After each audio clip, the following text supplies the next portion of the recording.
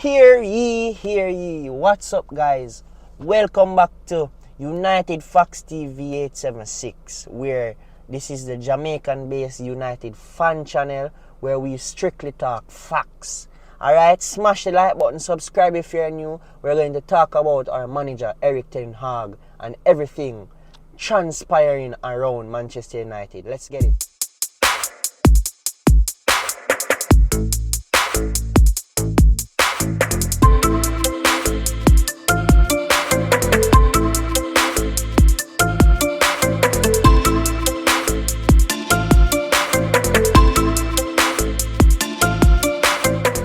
Alright, people, so over the weekend, of course, you guys are already aware we lost to Brighton 3-1 at home.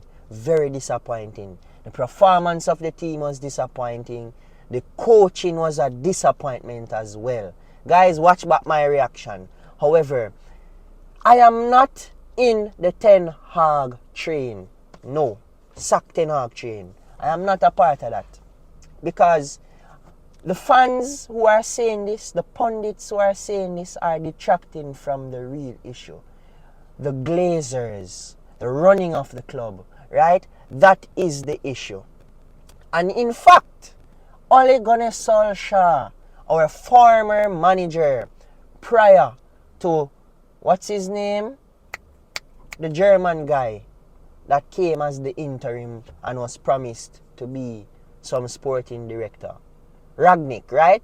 He came in before Ragnick came in for that little 6 months or however long it was. Right, ladies and gents? So he did an interview. Before we go into the Ten Hag news and what I believe and everything else, let's talk about the little interview quickly. Right? So it was said by Ole that to do this Manchester United job, it is a work in itself. Right? He spoke about the players, their attitudes, right? The tendencies that they have, right? The bad habits. You can name every adjectives. He went into it. He didn't really call names, which I would love him to do, but he was professional and he said that the atmosphere there is toxic to the core, right? From top to bottom. He said that explicitly, right? So yes, he spoke about various players that they were not showing up for training on time. You know, they were complaining about not getting enough game time. Alright? He spoke about everything that made the job difficult as a manager for him. But we can also say that there are certain things, ladies and gents, where we just know, say, as a manager, you have to be very stern with your team. And that is why I'm going to transition now and to say that is why I favor Erik ten Hag.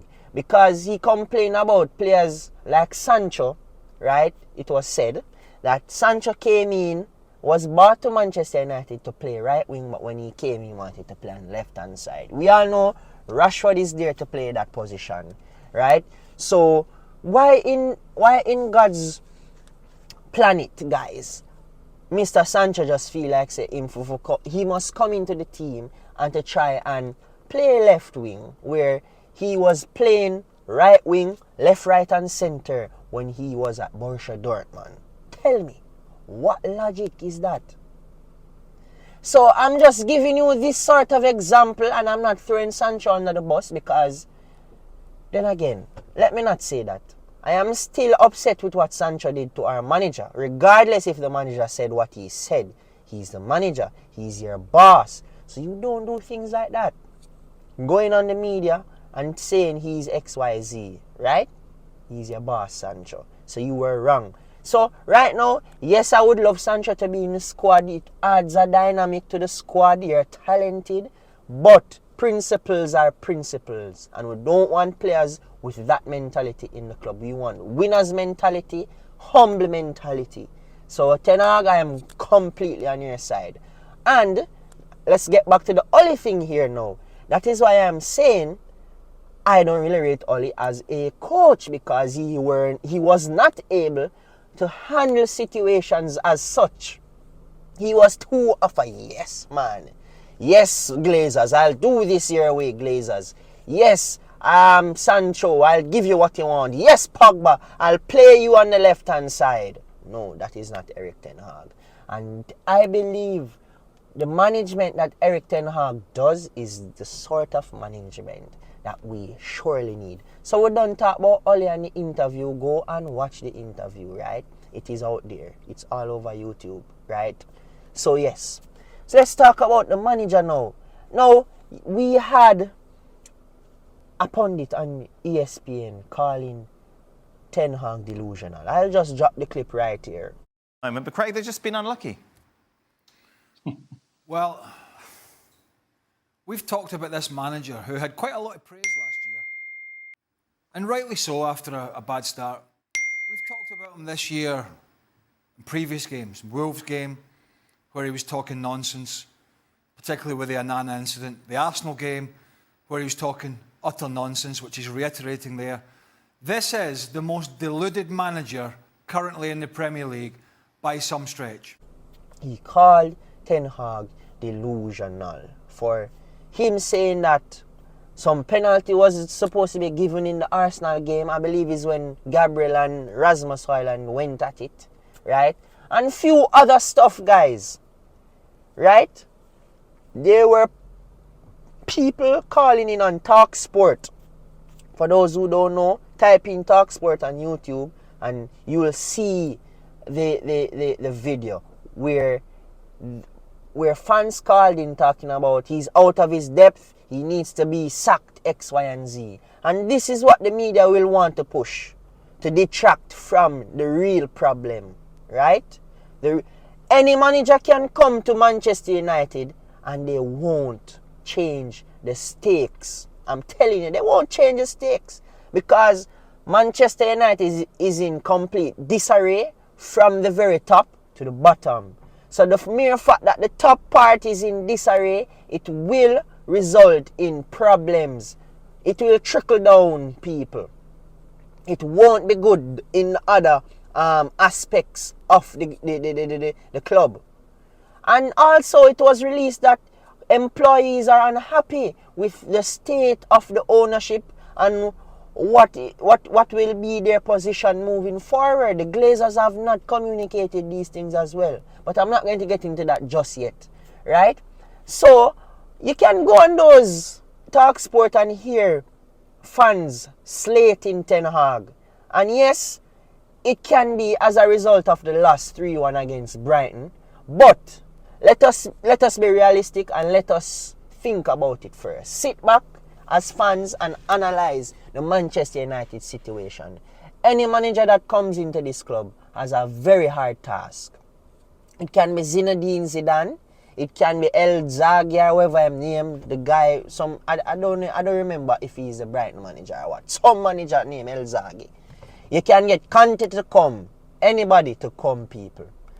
They'll probably have a 1 or 2 good season. The fans be on a cloud 9. And then we're gone back to square one. Because the cycle is bring in a new manager, give him what he wants, then fuck him over. That is the constant trend with Manchester United as it stands. We need to do what Arsenal did with Arteta. Yes, earlier on, Arsenal fans and rival fans could say that Arteta was not the man for the job. But look at him now. They trusted his process. And look at Arsenal, one of the most competitive teams in Europe as it stands. So I think that Manchester United should have a similar approach with Erik ten Hag. Because remember, guys, I'm getting into the nitty-gritty now. Remember, Ten Hag has to deal with players with a stink attitude, right? He has to deal with a board that likes to fuck him over. Excuse my language, right? But he has to deal with things like that. He has to deal with players who are being accused of sexual assault, right? And those things affect the atmosphere of the club on a whole. And persons may not think that way because, they are just the fans and they only care about what happens on the field. I do, I care what happens on the field. But we have to also be cognizant of all the factors which could contribute to poor performances, guys. Right? Everybody could be in and around Anthony Greenwood, and they're like, oh, my bro, blah, blah, blah, blah. Then no, they don't know what's going on at their houses. Why? Because most players, they don't really talk about at home disputes when they're... Remember, Manchester United is their job, guys. So all of these things affect the dressing room, affect the atmosphere of the club. So we have to remember, we are the only club right now with so many sexual assault cases. We have to remember that. Players going on the media after Ten Hag explicitly stated that going to the media and releasing information, whether positive or negative, is prohibited. And those things happen. So can you imagine? And then now, Sancho is in his clique. Sancho has his friends within the club. Can you imagine how those players are feeling that, oh shit, Sancho is not here? The gaffer banned him, X, Y, and Z. We have to think about these things, guys. It is not like Man City where Pep Guardiola set the standards years ago. He's there for what? About 6-7 seasons. I'm not quite sure. Don't quote me on it, and forgive me, City fans, for not knowing this. I'm a Man United fan. I don't really care about what's happening over the other side of the city. Right? Get it? Anyways, so yes, I am saying that nobody is really being patient and understanding to Ten Hag's situation. He's not going into an atmosphere that everybody is known to listen to the manager, known to follow the manager's lead. That's not the case at Manchester United since Alex Ferguson left. Since Fergie left, players had the last say. Players were very vocal in the dressing room and they were condescending to the manager. Understand? So Ten Hag has a very big task on his hands, and until we can allow a manager to really organize the club in his ideology and it fails, then I can say, alright, that manager is indeed the problem. We need to consistently fund the manager. And people are going to say, well, Erik Ten Hag got in excess of 500 million since he's at Manchester United, and he's a year and couple months in his tenure so far. Excuse me. Right? People can say he spent millions of dollars already. But let me tell you this, guys. Yes, he spent millions, but it takes millions to rebuild a team. There are still players who played under Louis van Gaal in Anthony Martial. Yes, I rate him, but he's not a Ten Hag player, people. Don't come up here and tell me that he's good for the team, blah, blah, blah, blah. It is not a Ten Hag player. Yes, Rashford is a good player for us most of the times, but not all and not in recent times. But he's not a Ten Hag player. So, the point I'm trying to make is that the Manchester United team is not in the identity of Ten Hag wholesomely. In other words, he doesn't have all the players, whether on the bench or in his starting lineup, that idealizes the way that he wants to play. And a lot of persons are not understanding that. And a lot of fans going to say, well, him get millions to spend, so you don't have any excuse. And then let us remember this. Manchester United, because of how poorly we are run, we're going to spend that much money in transfer windows because we're bad at negotiating deals, and players don't really want to come here because we are not really an attractive market anymore. Remember that. So I don't want to hear people saying that the man get money for spend and that he's shit, he's this and he's that. Remember, everything else around the club is not helping Ten Hag to look good as well. So I don't want to hear persons talking about, well, you can say it, but I don't like the fact that persons are calling for the manager to be sacked already. I don't think he's gotten time to rebuild the team in his identity as yet. Yes, we get Martinez. Yes, we get Casemiro. Yes, not even Varane is a Ten Hag signing. So I don't want to even hear people that will have Varane X, Y, and Z. Varane is a Ole signing. Right? So I don't want to hear that he got his players. Because Martinez, Mount, Onana, Anthony, who else? Casemiro, 5, that's 5 I've named already, are his signings. And Malacia, 6. So we don't have a lot of players to really say that Ten Hag has a team under his identity. Yes, Mount is here. Yes, Amrabat is here. Amrabat has not yet played a minute for Manchester United, people. Mount played 2 games injured. Mount, for me as well, I went into that. I don't want to go back into Mount. Let's see what Mason Mount does this season. But I'm just saying, ladies and gents, the team is not at a stage yet where it is fully under Ten Hag's identity, fully under his ideology. The manager needs time. Don't be intoxicated by what happened last season. And even last season, as a true Manchester United fan, ladies and gentlemen, I don't classify it as a good season. I'm used to either just about losing the league to either Man City, Aguero! Remember that? It's either that I'm accustomed to or we're winning the league, people. That's what I grew up to. I sound like I'm old, but yeah, I'm not that old. But I am accustomed to that. Winning the league. Competing in the Champions League. Going as far as the finals and lose to Barcelona. That's what I'm used to. Or going to the finals and beating Chelsea. You see what I did there? Yes, that's what I'm accustomed to, guys. So even last season, finishing 3rd with a Carabao Cup.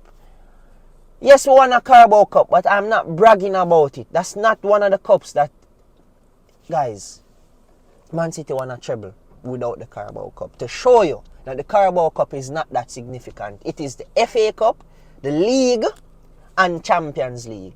Those are the 3 coveted trophies in England. So we won one of the side-on cups, so to speak. So you get what I'm getting at. I am not writing last season as a successful season for Ten Hag. A successful season is winning a Champions League or a Premier League and competing in some other competition, guys. That is my standard for Manchester United. So I don't want to hear people saying he had a great season last year. No. Guys, despite how we ended last season, I remember teams like Liverpool and Chelsea were not playing good last season. Yes, Liverpool battered us 7-0 or whatever. But remember, those teams who constantly play well were not playing well last season. So that is also things we need to be considerate of, guys. To say that, alright, Ten Hag is a good manager, blah, blah, blah, blah, blah, blah. Or he did good last season. So what happened this season? Guys, the team is still rebuilding. And a rebuilding process doesn't happen in 1 year. Look how long Pep took to build that Man City team. Look how long Klopp took to rebuild that Liverpool team. Yes, they're rebuilding again. But look how long it took the first time. And it's going to take a little while for Liverpool to get back to where they were. I'm telling you, guys. I'm telling you. So, we have been doing this rebuilding thing every 3 years for the past 10 years. Or every 2 years. Because the lifespan of managers at Manchester United is 2.5 seasons to 3 seasons max. If them get to the 3rd season. So, there's nothing we can say to say that Ten Hag did what he is supposed to do, rebuilding the team, guys. There's nothing we can say to really explicitly say that Ten Hag rebuilded that Manchester United team. So, guys, sit back and just watch how the season pans out. And remember, we have a lot of injuries too. A lot of injuries in our defense, which was our stronghold last season. Varane is out, which we know he will be out every now and again. Luke Shaw is out. Wan-Bissaka is out. So remember that, ladies and gents. We have a lot of injuries. So let me tell you all the things that are causing us to not play how we need to play. The drama around the club. Which are the rape allegations and so on. Sancho being in the media. That's all the drama in the club right now. Maguire and everybody being criticized. That's all in the media. Zine? He has to deal with the mentality of the players. Remember, there are still players there with the crazy mentality, the toxic mentality. Don't think that it is now a non-toxic situation. It's still toxic. And I'm quite sure Ten Hag has to deal with a lot behind the scenes. Right? Also, injuries, guys. So, we can't stay here and say that he's a shit manager because of we're way down in the league table and the team is performing poorly. Guys, it's a process. I'm using this season to see how a different challenge for Ten Hag, how he can handle this different sort of challenge. Because it's a different challenge, right? He's dealing with the second year under being the manager and seeing how the media will attack him. He's dealing with that. He's dealing with new players in the squad because there are new players in the squad, right? And the gelling process. He's dealing with the Glazers being uncertain as to whether or not they're going to sell the club, right? That's another thing again. And he's dealing with them not giving him funds to buy the players he needs. And he's dealing with the poor outgoings as well because there are players in the squad currently at this point that needed to leave. Remember that, guys. So let us not get over our heads and forget the real root of the problem, which is the Glazers. Any manager that comes to United will undergo the same stuff. So guys, this is my analysis of the whole saga going around under Manchester United. Like, share and subscribe. See you in the next one.